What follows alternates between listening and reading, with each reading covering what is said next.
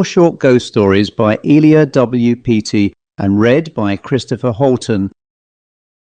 The story of an obstinate corpse. A physician who had served in the French army was present at a little gathering in Paris one evening when the conversation turned upon the subject of ghost stories. "I have no ghost story to tell you," he said, "but I can relate to you something which occurred to me personally, and which, if it is not supernatural, is at least exceedingly strange." He then gave the following account. "During the Franco-Prussian War, I was attached as surgeon to a division of the army. After one of the great battles, I was ordered to establish an ambulance at a chateau near Sedan. The house was large, solid, and convenient, and had been abandoned by its owners, who had fled at the approach of the Germans. With my assistance, I soon had the place in order for the reception of the wounded. The ballroom, a magnificent apartment, was filled with mattresses. The billiard room was turned into an operating room, and the dining room into a pharmacy. In the midst of these labours, a corporal came to inform me that there was in the garden a soldier who had been overlooked, and who, though terribly wounded, was still alive. I hastened thither at once. He was a fine fellow, a French dragoon, frightfully injured by a shell. His right arm and leg were broken, his left hand was shattered, and he had received a severe wound in the chest. He had lost much blood and seemed at the last gasp. Nevertheless, I had him carried into the house and did what I could to save him.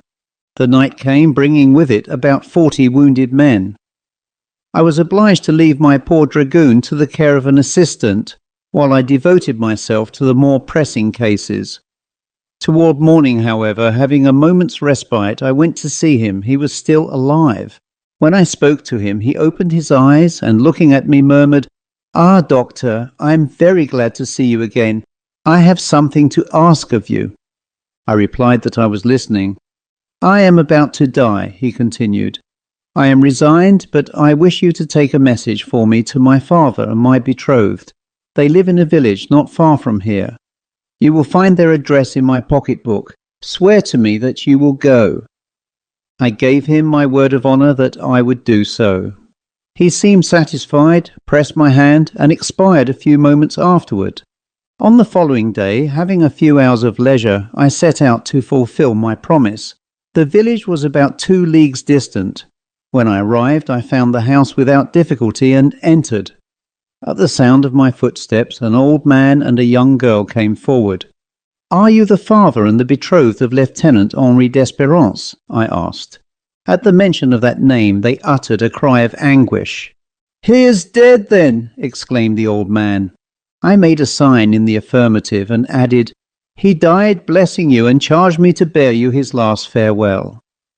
At these words, the young girl, who had not taken her eyes off me since I entered, grew frightfully pale, and pointing to me with her finger, cried out in tones of horror, "My God, there he is himself!" At the same instant, I felt myself seized from behind. The old man, his eyes glaring with terror, had grasped me by the throat and was shouting, "Murderer! Assassin! It is he who killed my son!" It was with the greatest difficulty that I succeeded in freeing myself from his grasp. Then, without waiting to hear more, I rushed from the house and returned trembling to the ambulance. What had caused this strange scene? Did I really resemble the poor young man? Was it a hallucination on the part of the girl? I cannot say. But the impression made upon me was so terrible that to this day I have never dared to deliver the message of the obstinate corpse. The end. The Spectre Bride. The winter nights up at Sault Ste. Marie are as white and luminous as the Milky Way. The silence that rests upon the solitude appears to be white also. Nature has included sound in her arrestment. Save the still white frost, all things are obliterated. The stars are there, but they seem to belong to heaven and not to earth. They are at an immeasurable height, and so black is the night that the opaque ether rolls between them, and the observer in great liquid billows. In such a place it is difficult to believe that the world is peopled to any great extent. One fancies that Cain has just killed Abel, and that there is need for the greatest economy in the matter of human life. The night Ralph Hagedorn started out for Echo Bay, he felt as if he were the only man in the world. So complete was the solitude through which he was passing. He was going over to attend the wedding of his best friend, and was in fact to act as the groomsman. Business had delayed him, and he was compelled to make his journey at night. But he hadn't gone far before he began to feel the exhilaration of the skater. His skates were keen, his legs fit for a longer journey than the one he had undertaken, and the tang of the frost was to him what a spur is to a spirited horse. He cut through the air as a sharp stone cleaves the water. He could feel the tumult of the air as he cleft it. As he went on, he began to have fancies. It seemed to him that he was enormously tall, a great Viking of the Northland hastening over icy fjords to his love. That reminded him that he had a love, though indeed that thought was always present with him as a background for other thoughts. To be sure, he had not told her she was his love because he had only seen her a few times and the opportunity had not presented itself. She lived at Echo Bay too, and was to be the maid of honour to his friend's bride, which was another reason why he skated on almost as swiftly as the wind, and why, now and then, he let out a shout of exhilaration. The one drawback in the matter was that Marie Beaujeu's father had money, and that Marie lived in a fine house and wore otter skin about her throat, and little satin-lined mink boots on her feet when she went sledding, and that the jacket in which she kept a bit of her dead mother's hair had a black pearl in it as big as a pea. These things made it difficult, nay impossible, for Ralph Hagedorn to say anything more than "I love you." But that much he meant to have the satisfaction of saying, no matter what came of it. With this determination growing upon him, he swept along the ice which gleamed under the starlight. Indeed, Venus made a glowing path towards the west, and seemed to reassure him. He was sorry he could not skim down that avenue of light from the Love Star, but he was forced to turn his back upon it, and face toward the northeast. It came to him with a shock that he was not alone. His eyelashes were a good deal frosted, and his eyeballs blurred with the cold, and at first he thought it an illusion. But he rubbed his eyes hard, and at length made sure that not very far in front of him was a long white skater in fluttering garments, who sped over the snows fast as ever a werewolf went. He called aloud, but there was no answer, and then he gave chase, setting his teeth hard and putting a tension on his firm young muscles. But however fast he might go, the white skater went faster. After a time he became convinced, as he chanced to glance for a second at the North Star, that the white skater was leading him out of his direct path. For a moment he hesitated, wondering if he should not keep to his road, but the strange companion seemed to draw him on irresistibly, and so he followed. Of course it came to him more than once that this might be no earthly guide. Up in those latitudes men see strange things when the hoarfrost is on the earth. Hagedorn's father, who lived up there with the Lake Superior Indians and worked in the copper mines, had once welcomed a woman at his hut on a bitter night who was gone by morning and who left wolf tracks in the snow. Yes, it was so, and John Fontenelle, the half-breed, could tell you about it any day if he were alive. Alack, the snow where the wolf tracks were is melted now. Well, Hagedorn followed the white skater all the night, and when the ice flushed red at dawn and arrows of lovely light shot up into the cold heavens, she was gone, and Hagedorn was at his destination. Then, as he took off his skates while the sun climbed arrogantly up to his place above all other things, Hagedorn chanced to glance lakeward, and he saw there was a great wind rift in the ice, and that the waves showed blue as sapphires beside the gleaming ice. Had he swept along his intended path, watching the stars to guide him, his glance turned upward, all his body at magnificent momentum, he must certainly have gone into that cold grave. The white skater had been his guardian angel. Much impressed, he went up to his friend's house, expecting to find there the pleasant wedding furore. But someone met him quietly at the door, and his friend came downstairs to greet him with a solemn demeanour. "Is this your wedding face?" cried Hagedorn. "Why, really, if this is the way you are affected, the sooner I take warning, the better." "There's no wedding today," said his friend. "No wedding? Why, you're not—" "Marie Beaujeu died last night." "Marie died last night. She had been skating in the afternoon, and she came home chilled and wandering in her mind, as if the frost had got in it somehow. She got worse and worse and talked all the time of you." "Of me?" "We wondered what it all meant. We didn't know you were lovers." "I didn't know it myself, more's the pity." "She said you were on the ice. She said you didn't know about the big breaking up, and she cried to us that the wind was offshore. Then she cried that you could come in by the old French creek if you only knew—" "I came in that way," interrupted Hagedorn. "How did you come to do that? It's out of your way." So Hagedorn told him how it came to pass, and that day they watched beside the maiden, who had tapers at her head and feet, and over in the little church the bride who might have been at her wedding said prayers for her friend. Then they buried her in her bridesmaid's white, and Hagedorn was there before the altar with her, as he intended from the first.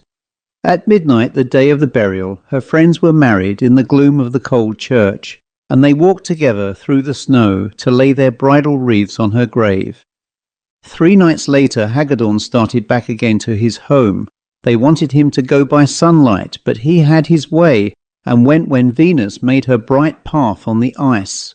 He hoped for the companionship of the white skater, but he did not have it. His only companion was the wind.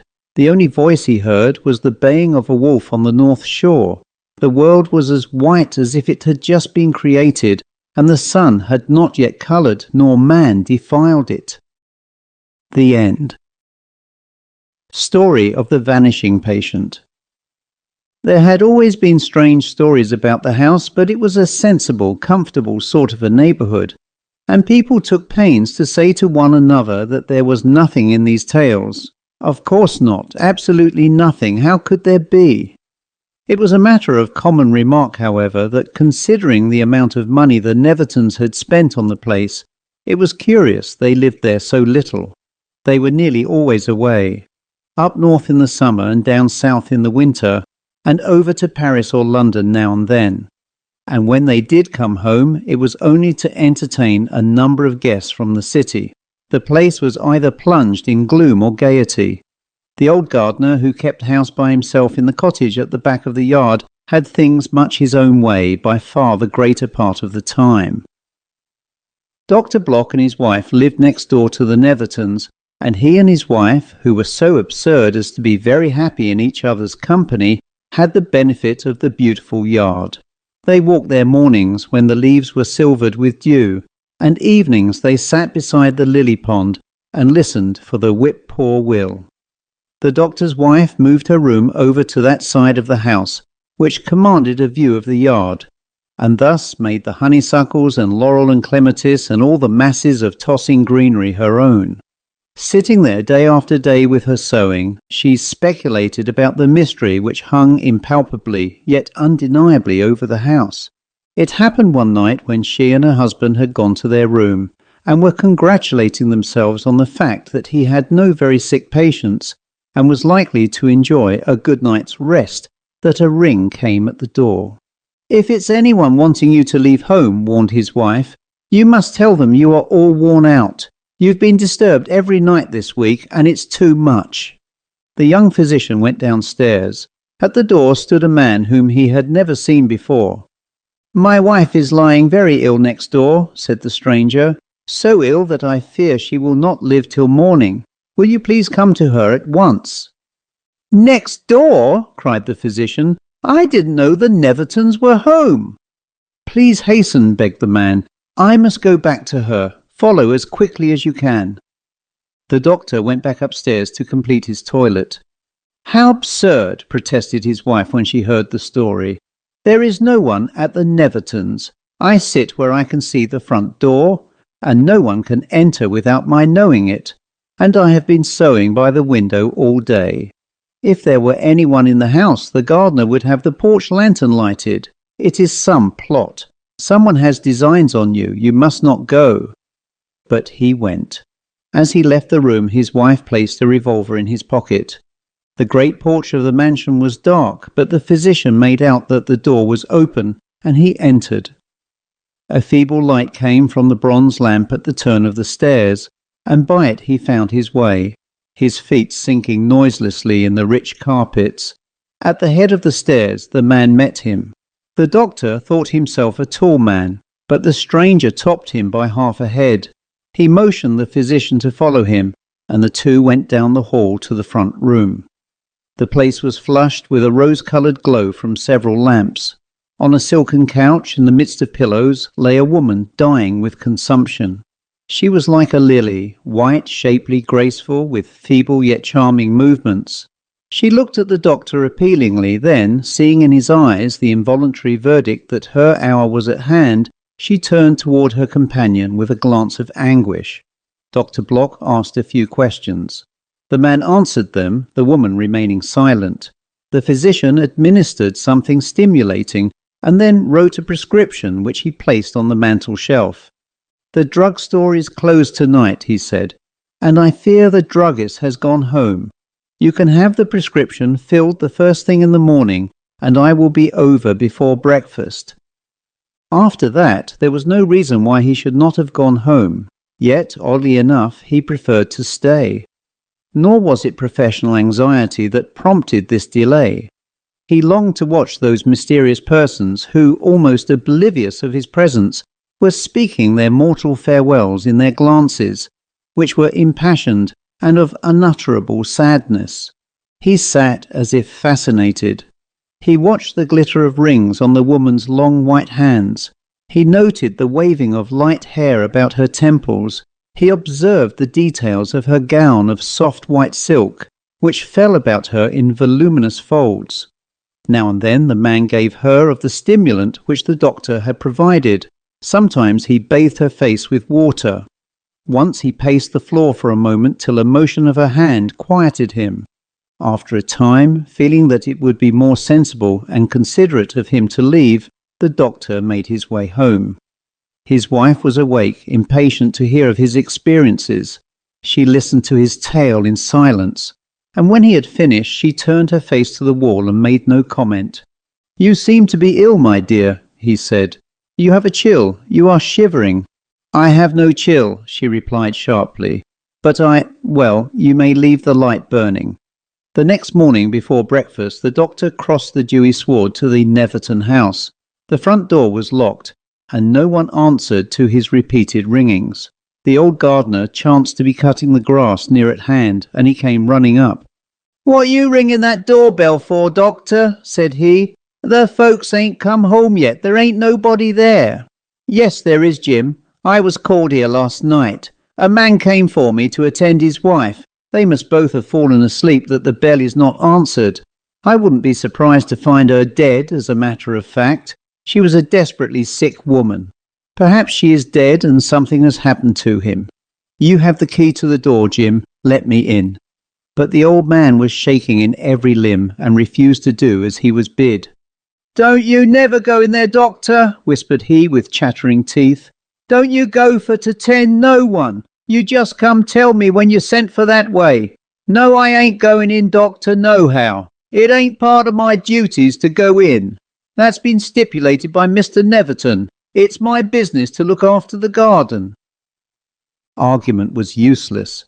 Dr. Block took the bunch of keys from the old man's pocket and himself unlocked the front door and entered. He mounted the steps and made his way to the upper room. There was no evidence of occupancy. The place was silent and, so far as living creature went, vacant. The dust lay over everything. It covered the delicate damask of the sofa where he had seen the dying woman. It rested on the pillows. The place smelled musty and evil, as if it had not been used for a long time. The lamps of the room held not a drop of oil, but on the mantel-shelf was the prescription which the doctor had written the night before. He read it, folded it, and put it in his pocket.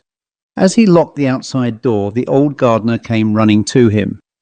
"Don't you never go up there again, will you?" he pleaded. "Not unless you see all the Nethertons home, and I come for you myself. You won't, doctor?"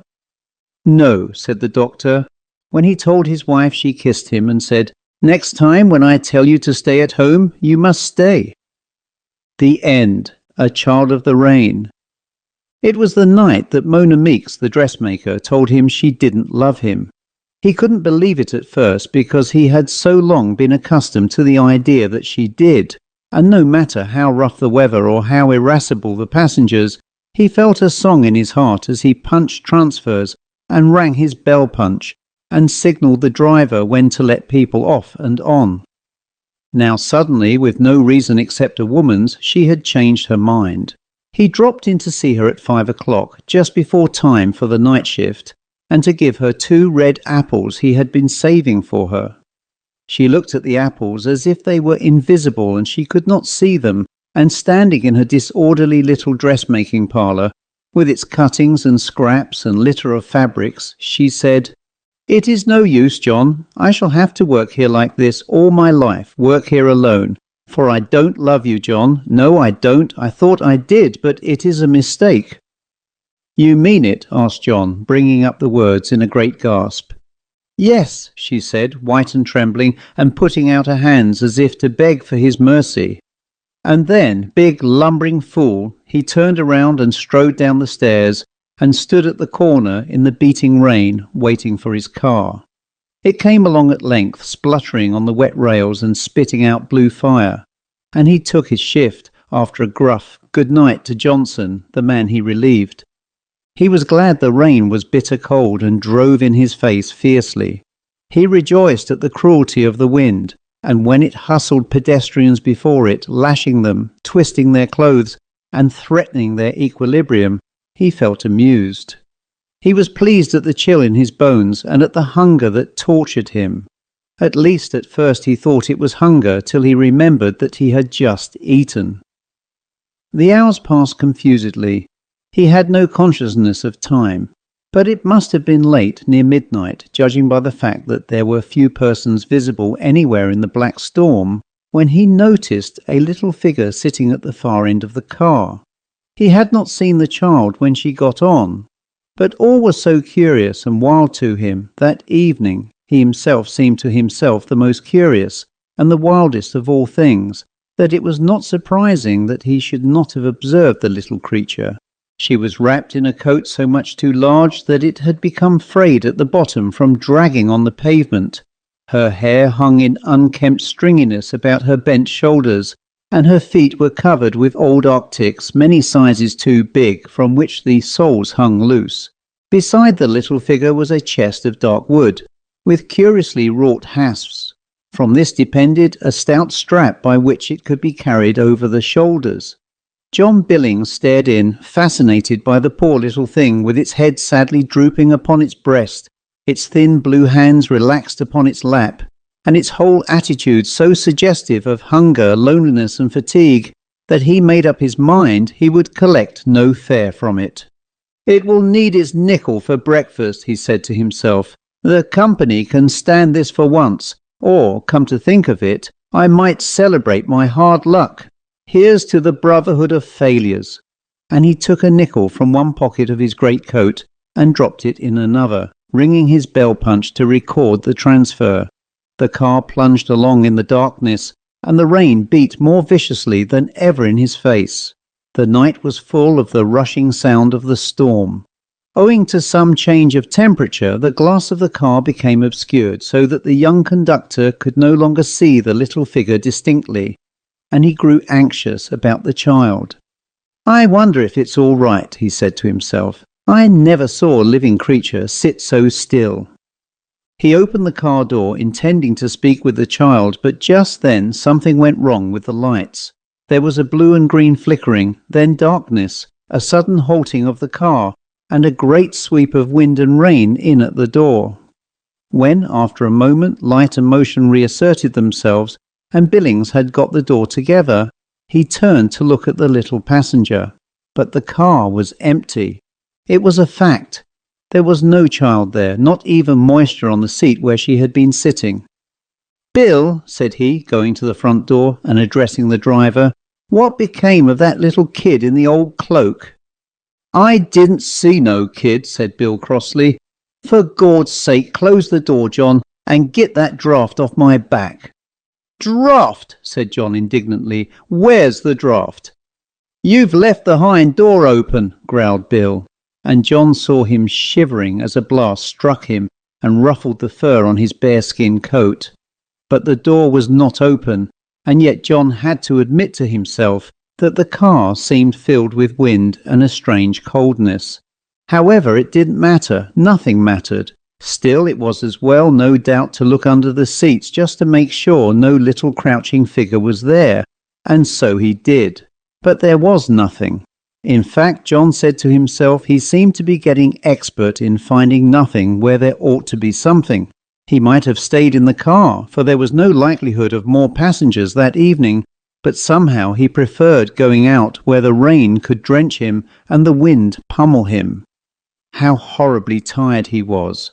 If there were only some still place away from the blare of the city where a man could lie down and listen to the sound of the sea or the storm, or if one could grow suddenly old and get through with the bother of living, or if.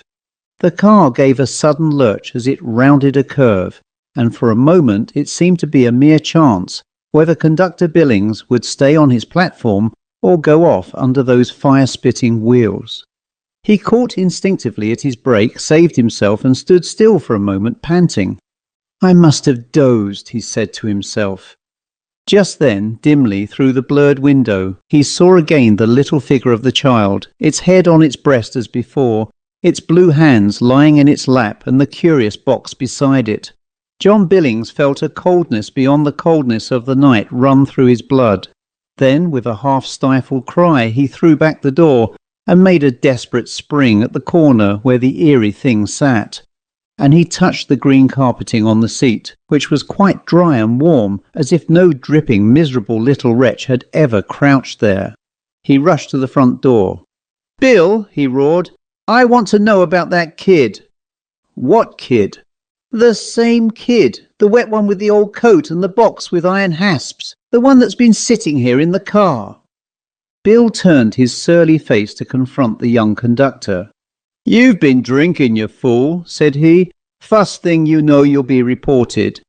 The conductor said not a word. He went slowly and weakly back to his post and stood there the rest of the way, leaning against the end of the car for support. Once or twice he muttered, "The poor little brat," and again he said, "So you didn't love me after all." He never knew how he reached home, but he sank to sleep as dying men sink to death. All the same, being a hearty young man, he was on duty again next day but one, and again the night was rainy and cold. It was the last run, and the car was spinning along at its limit, when there came a sudden soft shock. John Billings knew what that meant. He had felt something of the kind once before. He turned sick for a moment and held on to the brake. Then he summoned his courage and went around to the side of the car, which had stopped. Bill, the driver, was before him and had a limp little figure in his arms and was carrying it to the gaslight. John gave one look and cried, "It's the same kid, Bill, the one I told you of." True as truth were the ragged coat dangling from the pitiful body, the little blue hands, the thin shoulders, the stringy hair, the big arctics on the feet. And in the road not far off was the curious chest of dark wood with iron hasps. "She ran under the car deliberate," cried Bill. "I yelled to her, but she looked at me and ran straight on." He was white in spite of his weather-beaten skin. "I guess you wasn't drunk last night after all, John," said he. You are sure the kid is there?" gasped John. "Not so damn sure," said Bill. But a few minutes later it was taken away in a patrol wagon, and with it the little box with iron hasps. The end.